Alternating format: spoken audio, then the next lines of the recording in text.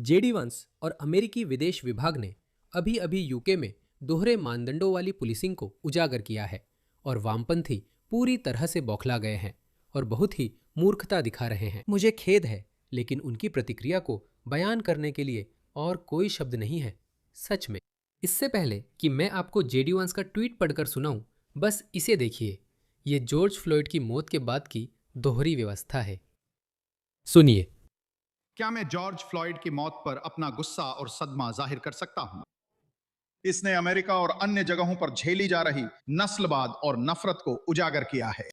मुझे हैरानी है कि प्रधानमंत्री ने अभी तक इस बारे में कुछ नहीं कहा है, लेकिन मुझे उम्मीद है कि जब अगली बार वे राष्ट्रपति ट्रंप से बात करेंगे तो वे उन्हें इन घटनाओं पर उनकी प्रतिक्रिया के प्रति यूके की घृणा जरूर बताएंगे। नैतिकता का दिखावा, दखल देना, आप इसे जो चाहें कहें। तब वामपंथियों को इसमें कोई गलत नहीं लगा। मैं आपको दिखाता हूं। शबाना महमूद। कई मतदाताओं ने मुझसे संपर्क किया है अमेरिका में जॉर्ज फ्लॉयड की हत्या के बाद हुए प्रदर्शनों के बारे में। मैं इस अत्याचार पर उनकी नाराजगी साझा करता हूं। आप मेरे मतदाताओं को लिखा पत्र पढ़ सकते हैं? नहीं, धन्यवाद। ये डेविड लैमी है, इसे सुनिए। हे भगवान, जब भी वे किसी को नैतिक दिखावा करते हैं, उन्हें यह एहसास ही नहीं होता कि यह उनके ही खिलाफ आ जाएगा। उसे सुनिए। जॉर्ज फ्लॉयड मेरी तरह दिखते थे, वो मैं भी हो सकता था। इसी कारण उनकी मौत की चर्चा दुनिया भर में हुई। लोगों ने कहा कि जब हम रोज संरचनात्मक नस्लवाद झेलते हैं तो कोई भी चैन से सांस नहीं ले सकता। इसी वजह से जॉर्ज फ्लॉयड की मौत ने मिनियापोलिस से लेकर मैनचेस्टर और माइलैंड तक एक वैश्विक आंदोलन को जन्म दिया। काले और गोरे लोग एक साथ आकर कह रहे हैं कि ब्लैक लाइव्स मैटर। क्या यह अच्छी बात नहीं है? अच्छाई दिखाना जैसे कुछ करते हैं। मैंने भी सोचा ठीक है, लेकिन मुझे ब्लैक लाइव्स मैटर का नारा पसंद नहीं आया। मैं सोचता था सभी की जिंदगियां मायने रखती है, मतलब हम किस तरह की दुनिया बनाना चाह रहे हैं। और उस आंदोलन की वजह से उन्होंने जितना भी नस्लवाद था उससे ज्यादा ही सुधार कर दिया। मुझे नहीं लगता कि वहां था। सच में, मैं गोरा आदमी नहीं हूं। और मैंने ये पहले भी कहा है, मैंने कभी भी, कम से कम ऑस्ट्रेलिया में, जिसे सबसे ज्यादा नस्लवादी देश माना जाता है, मैंने कभी नस्लवाद का अनुभव नहीं किया है। मैं ये नहीं कह रहा कि नस्लवाद नहीं है, मुझे यकीन है कि है। मैंने कभी नस्लवाद नहीं झेला, इसलिए मेरी जिंदगी के अनुभव को नकारो मत। चुप रहो, ये देखो। तो ब्रिटिश वामपंथी नेताओं ने ऐसे ही प्रतिक्रिया दी थी। देखिए, ब्रिटिश वामपंथी प्रदर्शनकारियों ने कैसे प्रतिक्रिया दी, जबकि जॉर्ज फ्लॉयड की घटना अमेरिका की थी। ये अमेरिकी मामला है। हमें, जो कि अमेरिकी नहीं है, अमेरिकी राजनीति पर चर्चा नहीं करनी चाहिए। यही मूल बात है, ठीक है? सुनिए, इसे सुनिए। इसे देखिए। ये वामपंथी प्रदर्शनकारी मूर्तियां गिरा रहे थे। वे पुरानी मूर्तियां गिरा रहे थे, विक्टोरियन इंग्लैंड के लोगों की मूर्तियां, और उन्हें नस्लवादी बता रहे थे। और उन्होंने, मेरा ख्याल है, उन्होंने उसे फेंक दिया। उन्होंने उस मूर्ति को नदी में या कहीं फेंक दिया, ठीक है? मैंने आपको ये इसलिए बताया क्योंकि अब आप जानते हैं, हेनरी नोवाक की हत्या सिर्फ इसलिए हुई क्योंकि वह गोरे थे। स्थिति और खराब हो गई जब पुलिस ने उनकी बात पर विश्वास नहीं किया, जबकि उन्हें कई बार चाकू मारा गया था और वे अपने ही खून के तालाब में डूब रहे थे। उनके फेफड़ों में 1 पिंट खून मिला। वह बोल भी नहीं पा रहे थे और उन्होंने एक भूरे आदमी की बात को हेनरी नोवाक की साफ साफ दिख रही चोटों से ऊपर रखा। मैं ये बात बहुत पहले से कह रहा हूं, हेनरी नोवाक की नो एक्सिंग से भी पहले। मैं कहता आ रहा हूं कि हमारी पुलिस फोर्सेस को वोक ट्रेनिंग मैनुअल से ब्रेन वॉश किया गया है और अब ये सामने आ रहा है। कई लोग सामने आए हैं। अलग अलग पुलिस फोर्सेस के कुछ अंदरूनी लोग भी सामने आए हैं और उन्होंने कहा है कि उन्हें इन नस्लवादी ट्रेनिंग मॉड्यूल से ब्रेन वॉश किया गया है और उन्हें बताया जाता है कि कैसे करना है। असल में उन्हें ब्रेन वॉश किया जा रहा है। उन्हें ये सोचने के लिए तैयार किया जा रहा है कि श्वेत विशेषाधिकार जैसी कोई चीज है। हर नस्ल के लोगों की यात्रा अलग होती है, इसलिए उनके साथ अलग व्यवहार करना चाहिए। इससे दुनिया कैसी बनेगी? ये एक ऐसी दुनिया बनाएगा जहां पुलिस के व्यवहार में, उनके जांच करने के तरीके में भेदभाव होगा। तो जेडी वेंस ने ये कहा था, है ना, आपने देखा कि ब्रिटिश वामपंथी ब्रिटिश नेताओं ने जॉर्ज फ्लॉयड की मौत पर कैसे प्रतिक्रिया दी थी। तो आप कहेंगे जेडी वेंस एक अमेरिकी हैं, शायद हेनरी नोवाक की मौत पर बोलेंगे। ये रहा उनका बयान। हेनरी नोवाक उसी तरह मरे जैसे एक सभ्यता मरती है। उन्हें छोड़ दिया गया, अधिकारियों द्वारा हथकड़ी लगाई गई, जिन्होंने न तो उन पर भरोसा किया और न ही उनकी परवाह की, और उन पर घृणा अपराधों का आरोप लगाया जो उन्होंने किए ही नहीं थे। उनकी हत्या जितनी दुखद है उतनी ही गुस्सा दिलाने वाली भी है। उन्हें आज भी जिंदा होना चाहिए था, और होते भी अगर। यूरोपीय अभिजात वर्ग की पिछली कुछ पीढ़ियों ने आत्मघृणा की राजनीति और प्रवासियों के बड़े पैमाने पर आक्रमण के खिलाफ अपना रुख मजबूत रखा था, जिनमें से कई पश्चिम और उससे प्रेम करने वाले लोगों से नफरत करते हैं। वैसे उस आदमी के बारे में और जानकारी सामने आ रही है, विक्रम डिगुआ। हाँ, वह, माफ कीजिए, हेनरी नहीं, माफ कीजिए, विक्रम डिगुआ, जो हेनरी नोवाक का हत्यारा है, और वह अच्छा चरित्र वाला व्यक्ति नहीं है। उसके स्कूल के साथी छात्र, हाई स्कूल या कॉलेज या जो भी हो, जहां भी वह था, सामने आए हैं, और उन्होंने कहा है कि वह अपने स्कूल में हथियार लाया करता था। वह दूसरे बच्चों को दहशत में रखता था। वह एक गुंडा था। यह तो समय की बात थी कि वह कुछ करेगा, और देखिए आज हम यहाँ हैं। हेनरी पहला नहीं था जिसने बेवजह जान गंवाई, और मुझे डर है कि वह आखिरी भी नहीं होगा जब तक सब कुछ नहीं बदलता। हर बार उसकी जैसी कोई जिंदगी जाती है तो सही प्रतिक्रिया सिर्फ धर्मयुक्त क्रोध है। ये शब्द बहुत महत्वपूर्ण है। आप हमें गुस्सा न होने को नहीं कह सकते, क्योंकि जब भी कोई गुस्से की बात करता है, लोग पूछते हैं, क्या आप हिंसा का इशारा कर रहे हैं? क्या आप हिंसा के लिए उकसा रहे हैं? नहीं, इसलिए धार्मिक गुस्सा सही शब्द है, क्योंकि मैं गुस्से में हूं लेकिन कुछ करने वाला नहीं हूं। मैं न तो हिंसा को बढ़ावा देने वाला हूं, ना ही हिंसा के लिए उकसाने वाला हूं, और ना ही दूसरों को कानून तोड़ने के लिए उकसाऊंगा। ट्रंप प्रशासन ने दिखाया कि बड़े पैमाने पर प्रवास रोकना और राष्ट्रीय संप्रभुता की रक्षा राजनीतिक इच्छा शक्ति और नेतृत्व पर निर्भर है, बाकी सब बहाने हैं। हम पश्चिम से प्रेम करते हैं, इसलिए इसे संरक्षित रखना चाहते हैं। क्या यह अद्भुत नहीं है दोस्तों? हमें इसका इस्तेमाल करना चाहिए। देखो, वह एक अमेरिकी है, वह अमेरिकी उपराष्ट्रपति हैं। यह केवल अमेरिका, ब्रिटेन या ऑस्ट्रेलिया से कहीं बड़ा है। मैं यह बात लंबे समय से कह रहा हूं, इसीलिए मैं कहता हूं कि एक नई पहचान उभर रही है जो पश्चिमी देशभक्ति पर आधारित है। इसलिए मैंने टेलीग्राम ग्रुप बनाया है, लिंक डिस्क्रिप्शन में है। उसमें शामिल हों, जहां पूरे पश्चिमी दुनिया के पश्चिमी देशभक्त आते हैं और अपने विचार साझा करते हैं। और ये महत्वपूर्ण है, जैसा मैंने कहा, यह सिर्फ अमेरिका, ऑस्ट्रेलिया, इंग्लैंड या किसी एक देश से बड़ा है। इसका मकसद पश्चिमी सभ्यता को बचाना है। हम अपनी सभ्यता, देश और बच्चों से प्यार करते हैं। किसी को भी हेनरी नोवाक की तरह नहीं मरना चाहिए। भगवान उनके चाहने वालों को सांत्वना और आत्मा को शांति दे। जैसे ही उन्होंने यह कहा, आपने सही समझ लिया। दूसरी तरफ से पूरी तरह से पाखंड, गाली गलौज और बौखलाहट की बाढ़ आ गई है। इसे देखिए, डेविड लेमी को उसकी जगह दिखाई जा रही है। इस दयनीय प्रतिक्रिया को सुनिए। कुछ टिप्पणीकार कह रहे हैं कि ये हेनरी नोवाक के लिए घुटना टेकने जैसा पल है। क्या आप मिस्टर नोवाक के लिए घुटना टेकेंगे? इसे देखिए। अच्छा, देखिए, मेरा मानना है कि वो जो दर्शाता है उसका सम्मान करना चाहिए। क्या आपका जवाब हाँ था या नहीं मिस्टर लेमी? क्या आप हेनरी नोवाक के लिए एक घुटने पर बैठेंगे? मुझे लगता है नहीं, क्योंकि देखिए, मुझे नहीं लगता कि परिवार प्रतीकात्मकता की मांग कर रहा है। वे वास्तव में समझदारी भरी पुलिसिंग की मांग कर रहे हैं, और उनके लिए वे चाकूबाजी से जुड़े अपराधों में कमी देखना चाहते हैं, और निश्चित रूप से वे उन्होंने जो कुछ पुलिस कार्रवाई देखी उसे लेकर चिंतित हैं। तो आप मानते हैं कि एक घुटने पर बैठना सिर्फ प्रतीकात्मकता है ना? सच में कभी कभी ये दिखावा भी था। वो उस समय की बात थी जब हम अभी भी महामारी में थे। महामारी का इससे क्या लेना देना है? आप महामारी के लिए एक घुटने पर बैठ रहे हैं या कोई राजनीतिक संदेश देने के लिए एक घुटने पर बैठ रहे हैं? आपने एक मौका देखा, कुछ हुआ था। एक पेशेवर अपराधी को गिरफ्तार किया गया था, जिसकी मौत शायद फैंटनिल ओवरडोज से हुई थी, न कि अफसर के घुटने की वजह से जो उसकी गर्दन पर था।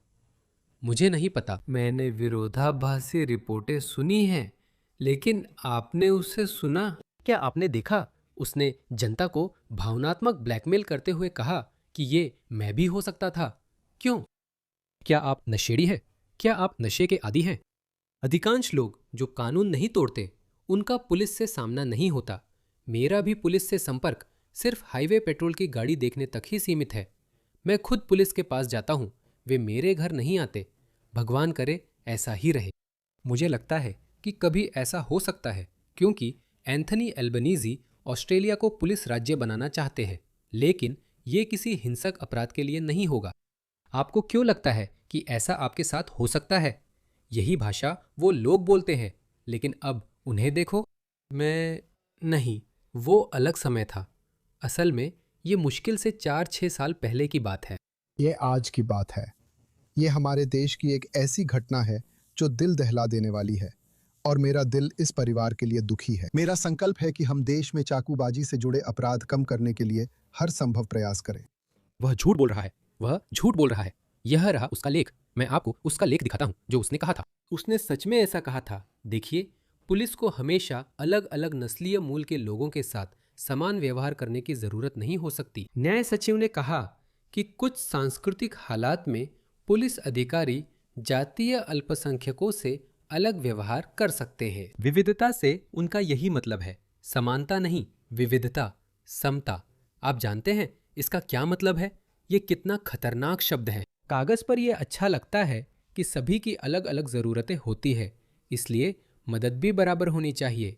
वे यही उदाहरण देते हैं। वे कहते हैं, अगर मेरे दोनों हाथ हैं तो मैं काम खोज सकता हूँ और सफल हो सकता हूँ। मेरे पास उस व्यक्ति से अनुचित बढ़त है जिसकी एक या दोनों बाहें नहीं हैं।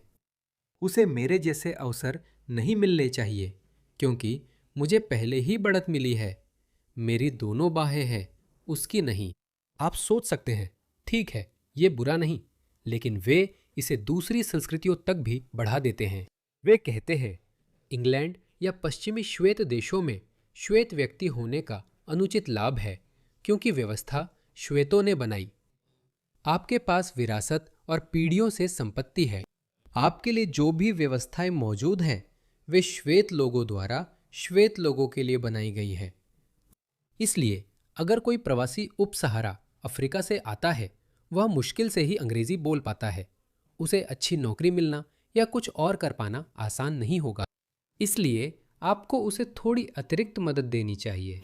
उसे ज़्यादा संसाधनों की ज़रूरत है। यही वजह है कि ब्रिटेन के बेघर लोग, और अब ऑस्ट्रेलिया में भी ऐसा हो रहा है, वे सड़कों पर सो रहे हैं। महंगाई, गिरती अर्थव्यवस्था और वामपंथियों के कारण हमारे यहाँ बेघर लोगों की संख्या बढ़ रही है। अगर आप बेघर हैं और हाल ही में प्रवासी या अलग सांस्कृतिक पृष्ठभूमि से है, तो आपकी प्राथमिकताएं अलग होती हैं। मैं कई लोगों को जानता हूँ। नूर खान ने मुझे यह बताया, क्योंकि वह महिला शरण केंद्र में थी। वह मुझे बता रही थी कि ब्राउन महिलाएं जिन्हें उनके पति द्वारा प्रताड़ित किया जाता है और वे उनसे भाग रही होती है, उन्हें तुरंत ही कहीं न कहीं महिला शरण स्थल या अलग घर या कुछ और जगह मिल जाती है। लेकिन अगर कोई गोरी महिला आती है तो उनके लिए अलग सूची होती है। आप समझ रहे हैं मैं क्या कहना चाहता हूँ? जब आप सोचते हैं तो गोरी या ब्राउन महिला की परिस्थितियां लगभग एक जैसी होती हैं और उन्हें समान व्यवहार मिलना चाहिए। केवल इसलिए कि कोई महिला गोरी है, उसे सजा नहीं मिलनी चाहिए, पर असल में ऐसा नहीं होता। यही वह कहना चाहता है। पुलिस हमेशा सबके साथ समान व्यवहार नहीं करती। इसी कारण हेनरी नोवाक के साथ अलग बर्ताव हुआ। उन्होंने असल में पूरा, मेरा ख्याल है, 15-16 मिनट लंबा फ़ोन कॉल जारी किया है, जो हेनरी नोवाक, माफ़ कीजिए, विक्रम के भाई, जो कि हत्यारे का भाई है, ने 999 या पुलिस को किया था। उन्होंने उस फ़ोन कॉल को काफ़ी एडिट किया है, क्योंकि उस समय वे यह साबित करने की कोशिश कर रहे थे कि देखो, इसका जाति से कोई लेना देना नहीं है, हमने किसी के साथ अलग व्यवहार नहीं किया। और वो एक बहुत एडिट किया हुआ फ़ोन कॉल था। अब जब हमें पता है लोग इसे नहीं मान रहे, कह रहे हैं वहाँ भेदभाव हुआ और हेनरी नोवाक को नहीं मरना चाहिए था, तो पुलिस, साउथहैम्पटन पुलिस या जो भी उस पुलिस का नाम है, अब वे हत्यारे के परिवार को बलि का बकरा बनाने की कोशिश कर रहे हैं। वे कहते हैं कि हमें उस व्यक्ति ने गुमराह किया। हमें पता है कि आपको और उसके परिवार ने भी गुमराह किया। सवाल है कि पुलिस क्यों गुमराह हुई? आपके पुलिस अधिकारी उस पर, एक ब्राउन परिवार पर, किसी ऐसे व्यक्ति के मुकाबले जो खुद खड़ा भी नहीं हो सकता, ज्यादा भरोसा क्यों कर रहे थे? यह एक बड़ी खामी है। जिस तरह से हमारी पुलिस फोर्स को ट्रेनिंग दी जाती है, उसमें यह एक बड़ी खामी है। तो इसे देखिए, अब इन लोगों को देखिए। तो जेडी वेंस और स्टेट डिपार्टमेंट ने हेनरी नोएक की मौत पर टिप्पणी की है। इन्हें देखिए, ये बेशरम मूर्ख कहते हैं कि हम आपकी राजनीति में दखल नहीं देते। आपको हमारी राजनीति में दखल नहीं देना चाहिए। सच, आप लोगों ने जॉर्ज फ्लॉयड की मौत को पूरी तरह से भुनाया और अब आप कह रहे हैं कि वे ऐसा नहीं कर सकते। मुझे लगता है ट्रंप को भी इसके बारे में पोस्ट करना चाहिए। हमें सभी को इसके बारे में पोस्ट करना चाहिए। खैर, हम एक वैश्वीकृत दुनिया में रहते हैं, यही तो आप चाहते थे, है ना? क्या ये कमाल नहीं है? वे सभी वैश्वीकरण के पक्ष में हैं। हम सब एक ही लोग हैं और न जाने क्या क्या। अब जब वैश्विकतावादी पश्चिमी देशभक्त पहचान उभर रही है, चाहे ऑस्ट्रेलिया, ब्रिटेन, कनाडा या अमेरिका में हों, सभी का हेनरी नोवाक की मौत पर नजरिया लगभग एक जैसा है। अब उन्हें वैश्वीकरण पसंद नहीं है। अब वे ऐसे हैं, अब वे अलग थलग रहना चाहते हैं, सौंदर्यवादी बनना चाहते हैं। सुनिए, जो भी फराज की इस लहर का सामना करेगा, क्योंकि ये एक लहर है, उसे और भी मजबूत, और भी तैयार, और भी शब्दों में निपुण और राजनीतिक रूप से सक्षम नेता होना पड़ेगा। यही यहाँ की असली बात लगती है। हाँ, वो ऐसा ही है। और वो ये भी कह रहे हैं कि उन्हें इसे नीतियों से भी साबित करना होगा। तो इस इंटरव्यू में उन्होंने एक और बात कही कि वो ट्रंप प्रशासन और एलॉन मस्क दोनों की कार्रवाइयों को लेकर बेहद चिंतित हैं, जिसे वो हमारे घरेलू राजनीति में लगातार हस्तक्षेप के रूप में देखते हैं। हमने देखा है कि ट्रंप प्रशासन और स्टेट डिपार्टमेंट ने फिर से दोहरी पुलिसिंग पर ट्वीट कर यूके की राजनीति में दखल दिया है। क्या बेहया लोग हैं ये? कभी कभी जब मैं कुछ कहता हूं तो सोचता हूं, रुको, ये थोड़ा पाखंडी है हैरिस सुल्तान, क्योंकि तुमने उल्टा किया है। मैं तुरंत अपनी स्थिति पर फिर से विचार करूंगा, क्योंकि जाहिर है कि सब कुछ दुनिया के सामने खुला है। आखिरी चीज जो मैं चाहता हूं वो ये है कि लोग मेरे साथ ऐसा करें। इसे देखो, शबाना महमूद। कई मतदाताओं ने अमेरिका में जॉर्ज फ्लॉयड की हत्या के बाद हो रहे प्रदर्शनों पर मुझसे संपर्क किया है। हाँ, वो अमेरिका के घरेलू मुद्दे पर बोल रही हैं और कह रही हैं कि आज शाम पोर्ट्समाउथ के दृश्य अस्वीकार्य है। नोवाक परिवार ने कल हम सब से अपील की थी कि हेनरी की मौत का इस्तेमाल विभाजन, नफरत या तनाव बढ़ाने में न हो। वैसे ये तो बस एक सामान्य बयान था जो उन्होंने शामिल किया था नोवाक परिवार ने, क्योंकि नोवाक की, हेनरी नोवाक की बहन लगातार हमारे जैसे लोगों, दक्षिणपंथी आवाज़ों को रीट्वीट या पोस्ट कर रही हैं। इस त्रासदी का फायदा उठाकर हिंसा और अव्यवस्था फैलाने का कोई भी औचित्य नहीं हो सकता। जो लोग इसके लिए जिम्मेदार है, वे कानून की पूरी सख्ती का सामना करने के लिए तैयार रहे। वे इस धमकी का इस्तेमाल करना बहुत पसंद करते हैं। मैं पुलिस का धन्यवाद करता हूं, जिन्होंने आज रात उनके खिलाफ की गई शर्मनाक हिंसा के बावजूद बड़ी बहादुरी और शांत दिमाग का परिचय दिया है। वो थोड़ी समझदार है, लेकिन डेविड लैमी जैसी बेवकूफ़ नहीं लगती, जो वाकई सिक्के के दूसरे पहलू जैसे हैं। और अब वह कह रहे हैं कि वह जॉर्ज फ्लॉयड के लिए घुटने टेकेंगे, लेकिन वह हेनरी नोवाक के लिए घुटने नहीं टेकेंगे। क्या इन लोगों को समझ नहीं आता कि उनकी स्थिति पाखंडी है? उसके दिमाग में खतरे की घंटी बजनी चाहिए कि उप्स, डिंग, मुझे इसे अलग तरीके से पेश करना चाहिए, क्योंकि दक्षिणपंथी इसे जॉर्ज फ्लॉयड के उलट रूप में पेश कर रहे हैं। दूसरा, सचमुच सिक्के का दूसरा पहलू, जॉर्ज फ्लॉयड की घटना के संदर्भ में। ट्रूडो ने कहा, मुझे लगता है उनका असली वाक्य था कि मस्क को दफा होना चाहिए। ट्रंप प्रशासन पर उनका मानना है कि उनसे कहा गया होगा कि वे पूर्व मंत्री और संभावित प्रधानमंत्री हैं, इसलिए अमेरिकी राजनीति पर लगातार टिप्पणी नहीं करेंगे। मेरी बात। लेकिन आपने कहने के लिए बहुत कुछ किया। मुझे यकीन है कि वे, जैसे बाकी ब्रिटिश राजनेता, सोचने के लिए बहुत कुछ रखते हैं। आमतौर पर सरकारी मंत्री अमेरिकी घरेलू राजनीति पर टिप्पणी नहीं करते। वे कह रहे हैं, मुझे लगता है कि राजनीतिक स्पेक्ट्रम में ज्यादातर लोग, खासकर लेबर पार्टी में, इससे सहमत होंगे। वे कह रहे हैं कि यूके सरकार को ट्रंप प्रशासन तक ये संदेश देना चाहिए कि हम आपकी राजनीति पर टिप्पणी नहीं करते, तो शायद आपको भी हमारी राजनीति पर टिप्पणी नहीं करनी चाहिए। ठीक है, मुझे उनका पक्ष सबसे मजबूत रूप में रख लेने दो। वे इस तथ्य के पीछे छुप रहे हैं कि जब शबाना महमूद और डेविड लैमी और कीर स्टारमर जब वे जॉर्ज फ्लॉयड की घटना पर अपनी लगातार टिप्पणी दे रहे थे तब वे सत्ता में नहीं थे। ठीक है, उस बात को ध्यान में रखते हैं। अब चलिए फिर से टिया केयर को सुनते हैं। अगर ऐसा होता तो यह साफ तौर पर एक बेईमानी भरी स्थिति होती, क्योंकि इसे देखिए, वह उनसे पूछ रहे हैं, वो उस समय के प्रधानमंत्री बोरिस जॉनसन से जॉर्ज फ्लॉयड पर टिप्पणी करने के लिए कह रहे हैं। फिर भी लेकिन मेरे पास है। इसे देखो। हैरानी है कि प्रधानमंत्री ने अब तक इस पर कुछ नहीं कहा, लेकिन मुझे उम्मीद है कि अगली बार जब वे राष्ट्रपति ट्रंप से बात करेंगे तो वे उन्हें इन घटनाओं पर उनकी प्रतिक्रिया के प्रति यूके की घोर निंदा जरूर बताएंगे। तो क्या उस समय टूटिया किया झूठ बोल रहे थे? टूटिया किया वे इसे कैसे समझाते हैं, मुझे नहीं पता। तो फिर से वे जो भी बहाना बनाना चाहे बना सकते हैं।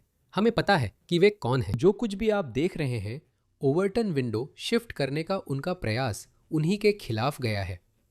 चाहे वह कुछ भी हो, चाहे वह BLM हो, चाहे वह DEI हो, चाहे वह ट्रांसजेंडर बकवास हो, जो भी हो, उन्होंने खेल के नियम बदल दिए हैं और जब वही नियम उन पर लागू होते हैं तो वे रोने लगते हैं।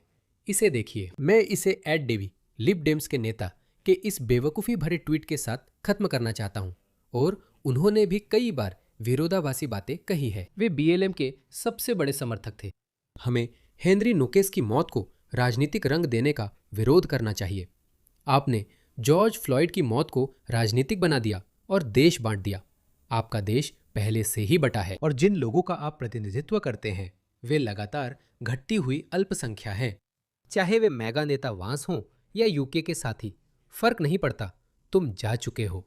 देखो, यही स्टेट डिपार्टमेंट ने कहा है, वैचारिक कंडीशनिंग और दोहरी पुलिसिंग सभ्यता के पतन के संकेत है। यह एक सभ्यतागत मुद्दा है। हम यूके से प्यार करते हैं। मैं यूके और सभी एंग्लोस्फीयर देशों जैसे कनाडा, अमेरिका, ऑस्ट्रेलिया, न्यूजीलैंड की भलाई चाहता हूँ। मैं नहीं चाहता कि ये देश पतन की ओर जाए। हम एक आंतरिक बीमारी से पीड़ित हैं जिसे मल्टीकल्चरिज्म कहा जाता है और यह पश्चिमी जीवन शैली को नष्ट कर रही है। यह पश्चिमी सभ्यता को नष्ट कर रही है। यह बात दिन ब दिन और भी स्पष्ट होती जा रही है। मुझे नहीं लगता वे इसे नियंत्रित कर सकते हैं, या हमें यह कह सकते हैं कि इन शब्दों में बात ना करें। पश्चिमी सभ्यता खतरे में है। एक पक्ष पश्चिम के दुश्मनों से जुड़ा है, दूसरा पश्चिमी सभ्यता के पक्ष में है। मुझे लगता है आप जानते हैं कौन किस ओर है।